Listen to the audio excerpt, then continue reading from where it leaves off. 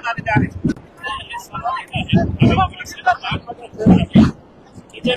जे मेन आरोपी आहे जे फोटोमध्ये दिसत आहे, जे खलील कुरेशी त्याचा मुलगा, त्यांच्या हातात ते बर्फ फोडण्यासाठी जे वापरतो ना आपण, ते त्यांच्या हातात होतं मुलांच्या. तर आपण त्या ऍक्ट प्रमाणे ही केस FIR करायला पाहिजे होतं, ते सेक्शन लावायला पाहिजे होतं, ते त्यांनी लावले नाही. आमची मागणी आहे, आम्ही आज त्यांना अरेस्ट नाही करण्यात आली तर आम्ही उद्या पोलीस स्टेशनच्या समोर जाऊन आम्ही धरणं आंदोलन करणार आहोत. सुरक्षेत देखील वाढ करण्यात आलेली आहे. 10 पोलीस कर्मचारी. काय हे की माझ्या सुरक्षेच्या बाबतीत नाही आहे. तुम्ही हे गुंडांना आवरा, हे गुंड लोकांना तुम्ही जोपर्यंत आवरत नाही, माझ्या सुरक्षा, माझ्यासारखे अनेक कार्यकर्ते आहेत त्यांनाही अशाच प्रकारच्या गुंडगिरीचा दररोज सामना करावा लागत आहे. तुमच्याकडे बेमानीचे 2 नंबर धंद्याचे पैसे आहे आणि तुम्ही काही करणार आहे. तर मला सुरक्षा देणं हे महत्वाचं नाही आहे, हे गुंडांना पोलिसांनी आवरायला पाहिजे हे महत्वाचं आहे. आता या सगळ्या पोलिसांच्या बंदोबस्ताखाली तुमची ही रॅली सुरू झालेली आहे. काय आहे की पोलिसांना वाटलं असेल की काल जे प्रकार घडतात ते नको व्हायला पाहिजे होते, झाला तसं. आता अशा परिस्थितीमध्ये MIMच्या कार्यकर्त्यांचा एक पाठिंबा वाढत चालला असं दिसतंय का? तुम्ही बघा ना, म्हणजे सकाळपासून लोक वाट बघत आहे ओवेसी साहेबांची कधी येणार आहे, आणि अशी परिस्थिती पूर्ण महाराष्ट्रामध्ये आपल्याला बघायला मिळत आहे. मला एक सांगा, तुमच्या सुरक्षेत वाढ करण्यात आली आहे.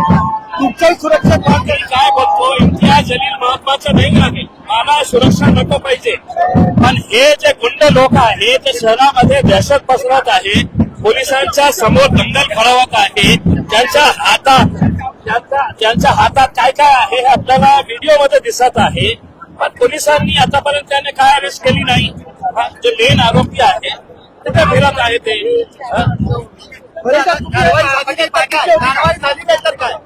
त्याने रात्री विचारपूस केली तर मला सांगण्यात आला की 7 लोकांना अरेस्ट करण्यात आले आहे आणि बाकी सगळे फरार आहेत आणि ते कॅन्डिडेट्स आहे.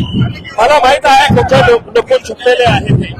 आम्ही पोलिसांची वाट बघत आहे की तुम्ही कधीपर्यंत त्यांना अरेस्ट करणार. मैंने सुरक्षा नहीं मांगा. देखिए, मेरी सुरक्षा मायने नहीं रखती है, मेरी सुरक्षा मायने नहीं रखती है. आपने जो ये गुंडागिरी चल रही है वो गुंडागिरी कहीं ना कहीं खत्म होनी चाहिए, ये अहम है. आप पुलिसों के सामने दंगा कर रहे हैं, आप पुलिसों के सामने हथियार लेके हैं, तो लोग प्रतिनिधि के ऊपर इस तरीके से भरी सड़क के ऊपर दहाड़े हमला कर रहे हैं. तो हम देख रहे हैं कि पुलिस क्या कार्रवाई और कब करने वाली है. शहरात वातावरण कठोर होऊ नये यासाठी तुम्ही काय आवाहन करा? मैं तो कल भी लोगों से आह्वान किया था कि हमको शांतिपूर्ण तरीके से लोकशाही मार्ग से हमको इलेक्शन लड़ना है. लेकिन अगर कोई सामने से मैं पुलिस की परमिशन लेने के बावजूद जिस राह के ऊपर जा रहा हूँ, अगर उसी राह के ऊपर गुंडे आकर हथियार समेत अगर आकर है तो इस तरीके का अटैक करेंगे, तो कहीं ना कहीं है तो पुलिस को सोचना चाहिए इस बारे में.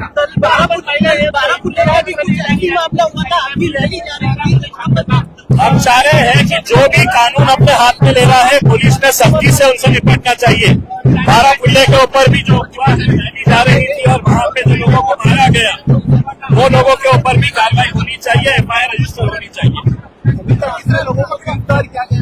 देखिए, कल रात तक मुझे बताया गया था कि 7 लोग गिरफ्तार हुए हैं करके, लेकिन मुख्य आरोपी जितने भी हैं वो पूरे के पूरे आरोपी फरार बताए जा रहे हैं. आपल्या सोबत